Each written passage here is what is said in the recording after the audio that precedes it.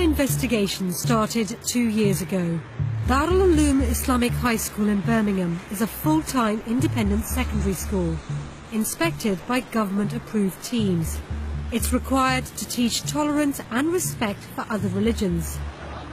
But we went undercover because we had gathered evidence of extreme intolerance.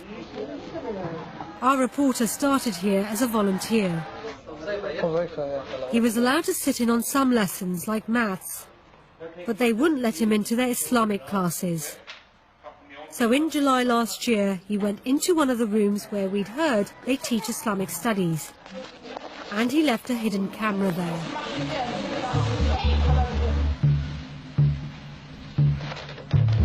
At first, our camera records exams and prayers. Then the pupils are arranged into rows for a school assembly.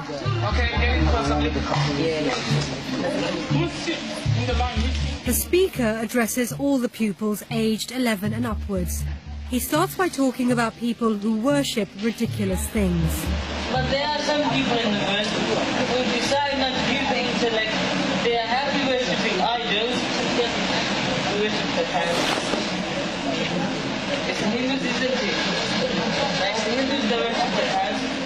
This is how he describes Hindu religious practices. If we choose to worship such ridiculous things, our cow. Now, how can anyone worship a cow? First thing he does is he rides that cow, he sits on the cow, his God, he sits on his God, and at times he needs to clean for his God. At times God steps over him. At times God goes to sleep. At times he eats God when he's hungry. Yeah, cows. And funny enough, they drink the piss of a cow. He says it's not the first time he's given this speech.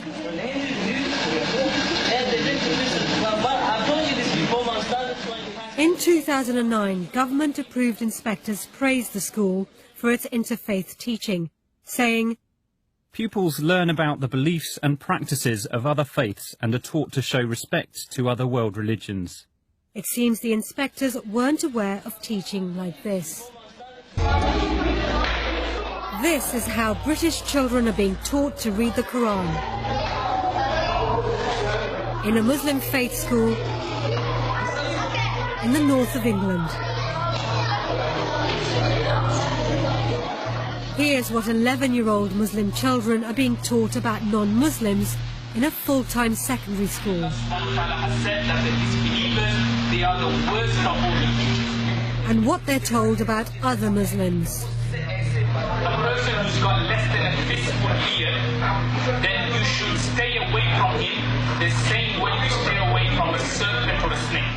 He puts a question to the children about Hindus and other idol worshippers. Do they have any intellect? No, meaning Allah subhanahu wa ta'ala. When the speaker comes closer to the camera, he only looks about 18 or 19 years old. Darul Uloom School says its pupils are taught to preach the message of Islam, and it seems our camera has filmed a senior student practicing. While he was preaching, there were teachers and other senior students keeping order in the room, but they did nothing to contradict his teachings. They told the children to be quiet and pay attention to the speaker. This is one of 38 secondary schools set up by different Islamic organizations to train the next generation of imams and community leaders. There are at least 2,000 madrasas in the UK, teaching more than 100,000 children how to recite the Quran. The children here are as young as 5. On the first day of filming, our camera records a brief moment, which suggests that the reports we've heard of regular violence might be true. A teacher patrols the room, and then he kicks a boy. Then he walks down the line.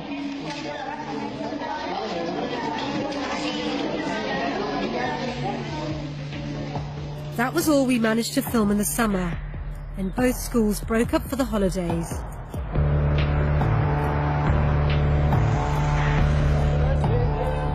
On the first day of the new term in September, we went back to Darul Uloom, Birmingham. The very first assembly back is taken by a senior teacher. The boys have been away for a month, and all of them have their haircuts checked by the teachers. Children with non-Muslim haircuts are sent to stand against the wall. The senior teacher says looking like non-Muslims is forbidden. He uses the word kafar, an often derogatory term meaning disbeliever or infidel. There'll be regular haircut checks. Okay, you must make sure you don't get these what's fashionable now amongst in society. Okay, before I introduce something, and we Muslims taking on the board. He says teachers will take drastic action. For those parents that give us permission, yeah, we've got trimmers and everything here. So don't expect professional haircuts from us. He tells them that looking like non-Muslims is a way of enslaving them. He associates British society with shaitan, the Islamic version of Satan. You need to free yourself from the influence of the shaitan and the society. Yeah? The kuffar have brought so many new things out, and you need to free yourself from slavery. What kind of slavery am I talking about? Yes. Mind control. Yeah? Mind control, mashallah. Yeah? They're controlling your minds. You're doing what they want. And ask yourself, are you part of that slavery as well? It's mind control. Are you part of those students who prefer their sunnah of the kuffar over the sunnah of the Prophet? Ask yourself. Is it simple, yes or no? The school's last inspection praised it for promoting tolerance and harmony in society.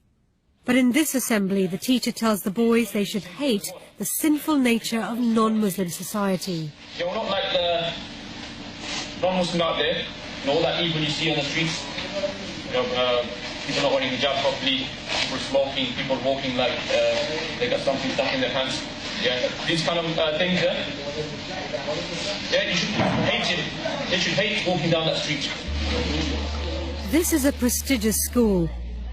It's been visited by the Lord Mayor, the Chief Constable, MPs and dignitaries. The school says it has a community involvement program to prepare students for outside life. We are going into full-scale social segregation and separation. And unless we tackle this now, we will reap the whirlwind. What did you think about the repeated use of kafar? Never would a kafir enter Jannah until a camel enters the eye of a needle. It's like the N-word. It's a term of abuse, a term of censure, condemnation. Some of the teachings that we've shown you, do you think they could be described as hate teachings? There's no shadow of doubt. When you teach children that they should be intolerant of other faiths, have no respect for them, you are breeding hostility, antipathy and animosity to others.